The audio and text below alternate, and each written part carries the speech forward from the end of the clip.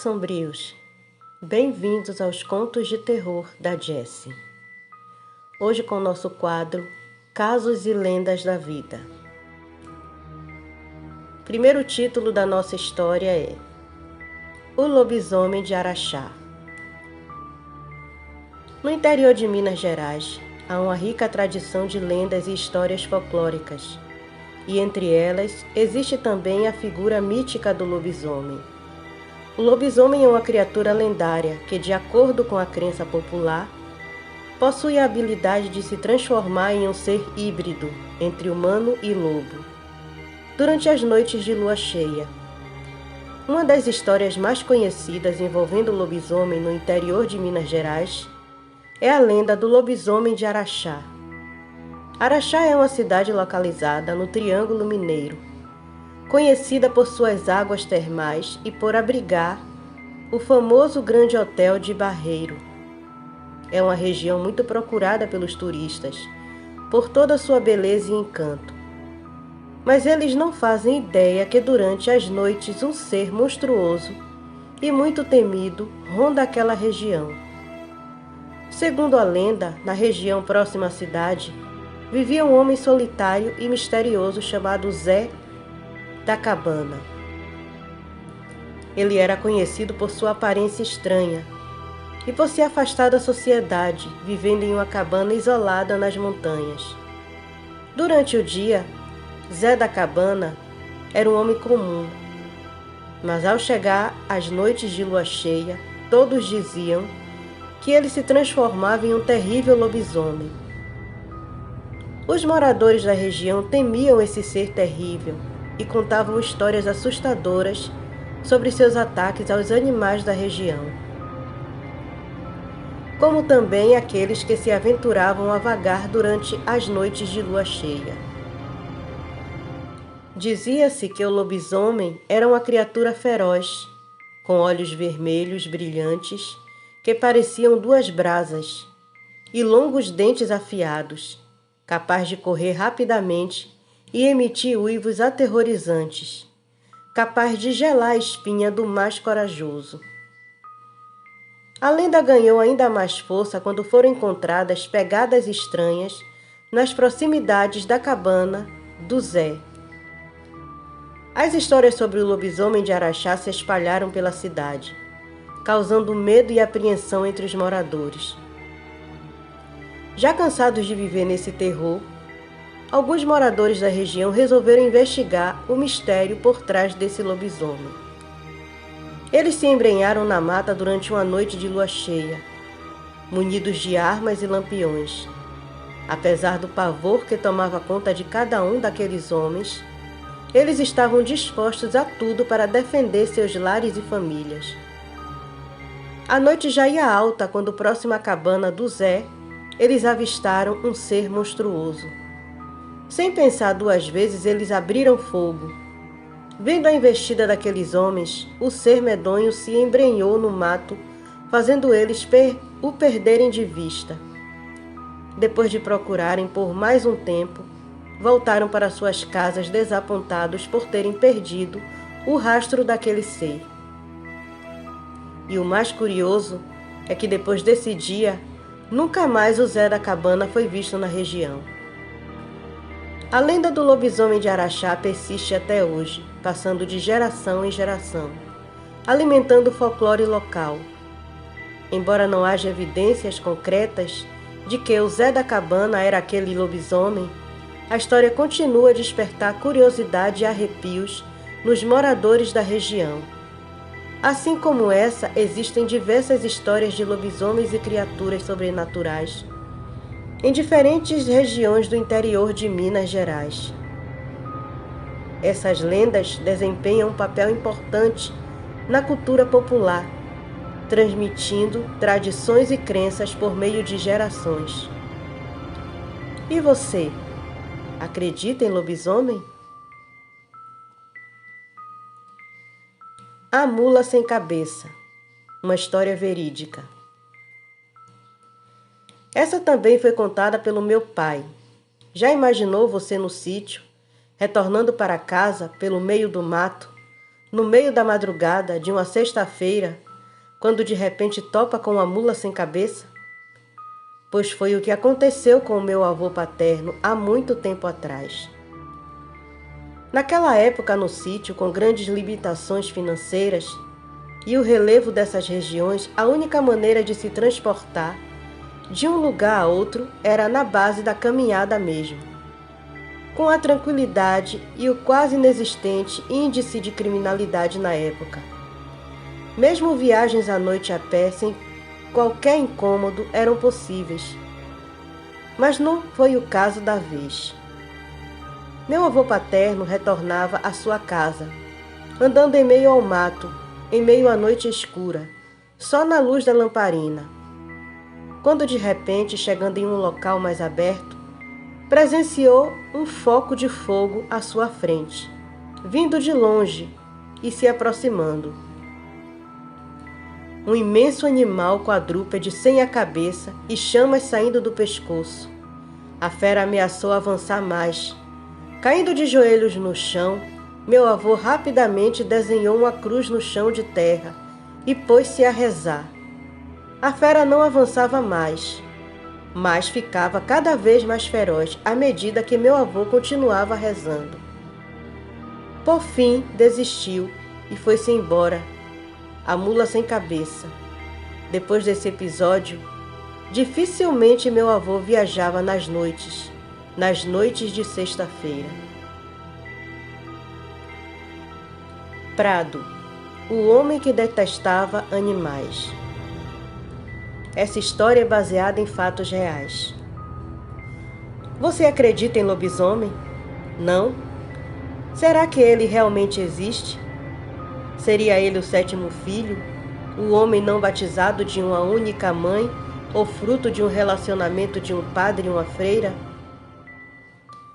Ocorre que a lenda do lobisomem conta com relatos em todos os cantos do Brasil.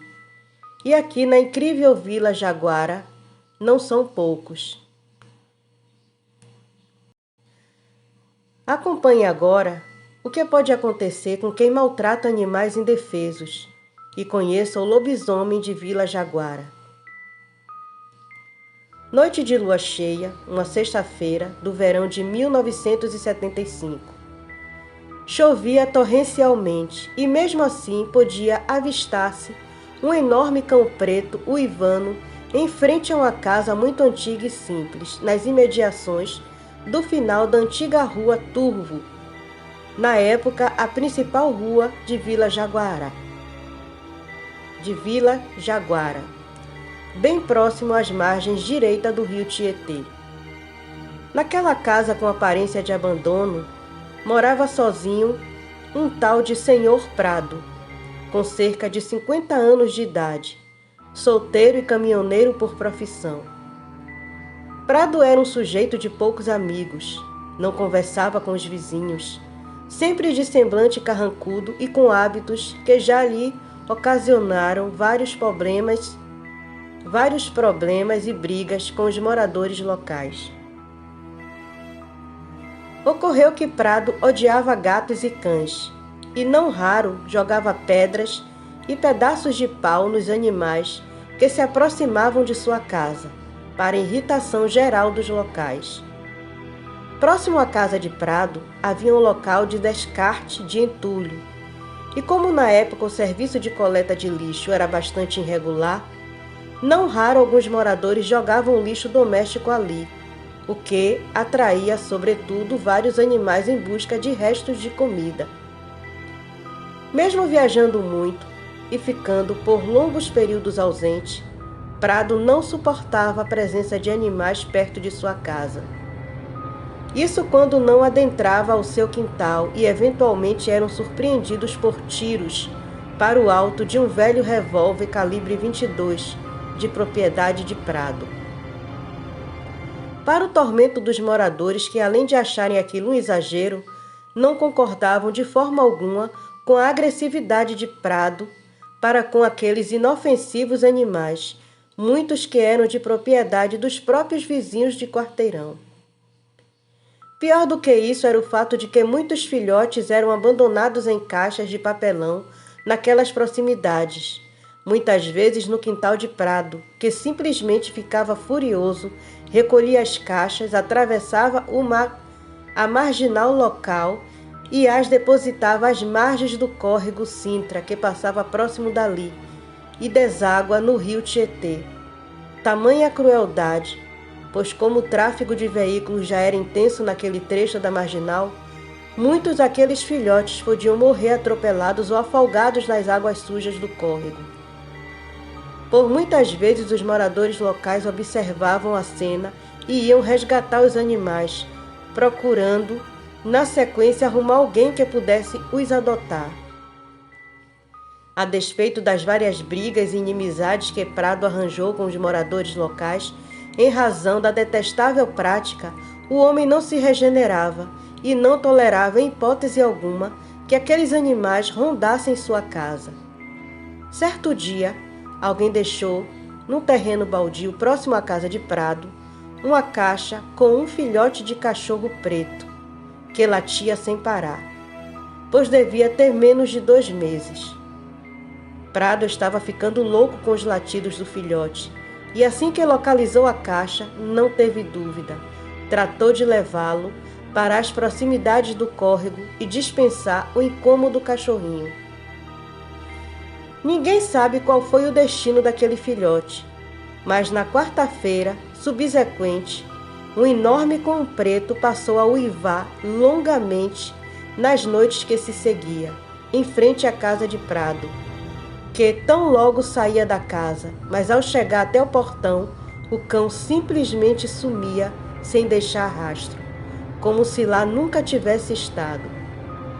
Segundo o relato de alguns antigos moradores, aquele não era o uivado de um cão comum.